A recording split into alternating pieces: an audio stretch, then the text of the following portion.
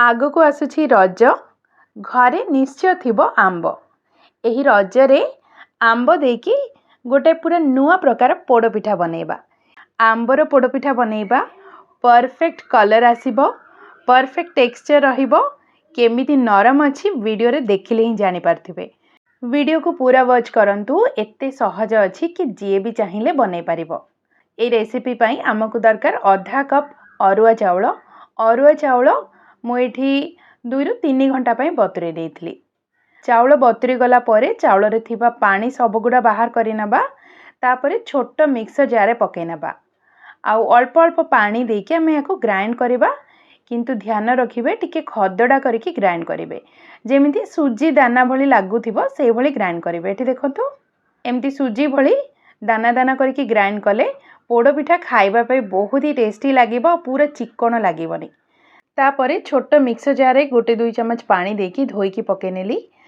तापरे पुणी mixer jar को धोई नबा और सेथिरे गोटे मीडियम साइज रो आंब को फाळ करिकी काटिकी एमिति चामच सहायरे आंब बाहर करिकी आमे मिक्सर जार रे पकेकी आधा कप रो टिके कम पानी देकी ग्राइंड करि नबा। जेमिति आंब पूरा पेस्ट हे जिवो, पूरा चिक्कण हेकी बाटी हे जिवो। तो एठी जदि मापरे नेबे ताहले मो आधा कप आंबर पेस्ट नउछि। एठी ध्यान रखिबे जेमिति बहुत कम पानी देकी ही आंब को बाटिबे। आंब को मु चाउल बटारे पके नेली आ भल भाबे मिसै नउछि। एबे जाई मु चाउल और आंब को ग्राइंड करिबा पई पाखापाखी 1 कप रो पानी व्यवहार करिछि। चाउल बटा और आंबर पेस्ट देखंतु केतिकी मोटा अछि, एतिकी मोटा पतला रखिबे। तापरे आ गोटे पैन नै जिबा, सेथिरे आधा कप आमे गुड़ पकेइबा। माने जेते आमे चाउल नैथिले सेते आमे गुड़ पकेइबा। आपण चाहिले गुड़ आउ चीनी मिसै कि नै परिबे, चीनी भी नै परिबे। जेते गुड़ नेले सेते पानी बा आधा कप पानी पके नबा।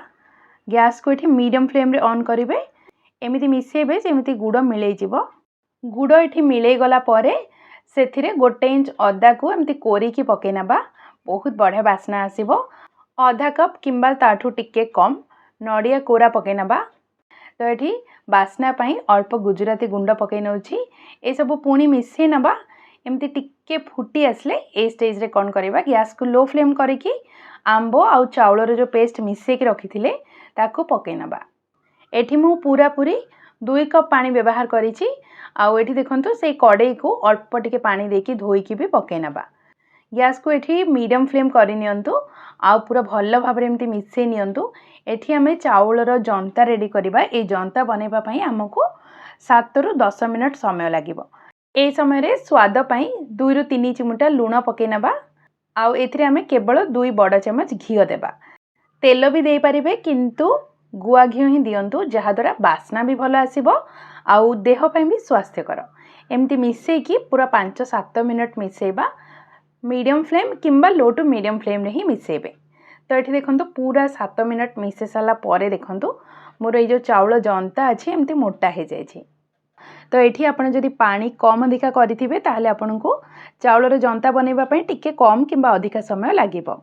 एठी देखंतु चाउल जंता एमती मोटा हे साला परे ए स्टेज रे 1 किंबा 2 मुठा काजू को टिके छेची नबा बा कुटी की गुंड कर नबा। आउ आधा गुंड हेतिबा जो काजू अछि ताको पके नबा। आगर मु नडिया कोरा देइथिली, सेति पई नडिया काटी की पकोनी। आपण चाहिले कट्टा नडिया भी पके नै परिबे। एठी पुणी आउ 2-3 मिनिट मिसैबा। तो एठी चाउल जंता देखंतु टिके सुखिला हेबा दरकार। ना बहुत ही पतला रखिबे ना बहुत सुखिला करिबे। मु वीडियो रे जेमती देखौची देखंतु देखंतु ए भली सुखिला हे गला परे ए स्टेज रे गैस रो बाहर करि नबा और घोडे नबा। अन्य पटे आ गोटे कढ़ई बसै नबा और सेथिरे अल्प लूण किंबा बाली देकी गैस को मीडियम फ्लेम रे करिकी 5 मिनिट पई सेमती गरम हेबा पई छाडिबा। तापरे गोटे केक टिन किंबा गोटे टिफिन बॉक्स रो डब्बा नै जिवे। तळे अल्प घियो लगे नेबे आउ ए जो जंती की रखिथिबा चाउल जंता अछि ताको पके नबा।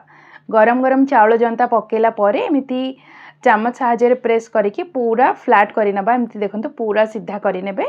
तापरे ऊपर जदि सजेबा पई चाहंती एमिति किछि नडिया को सजे नै पारिबे किंबा किछि काजू भी सजे नै पारिबे। तापरे चामच सहायरे एमिति प्रेस करि नेबे, जहा द्वारा कोन हबो Nadia बाहरिबनी।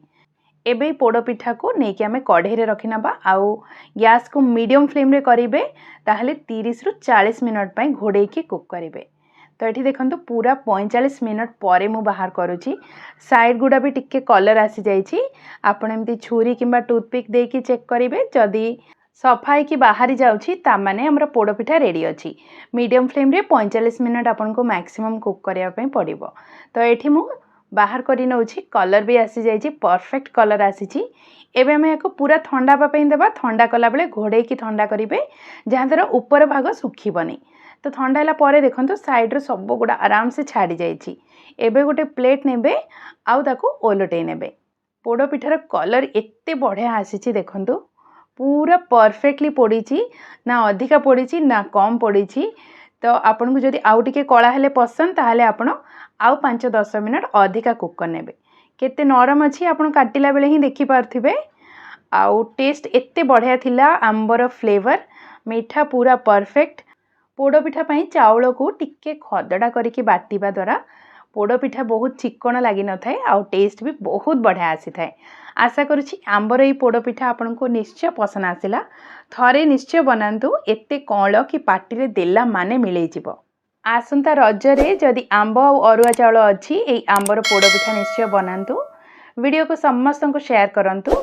Nice and tasty channel को एबे ही सब्सक्राइब करंतु। धन्यवाद।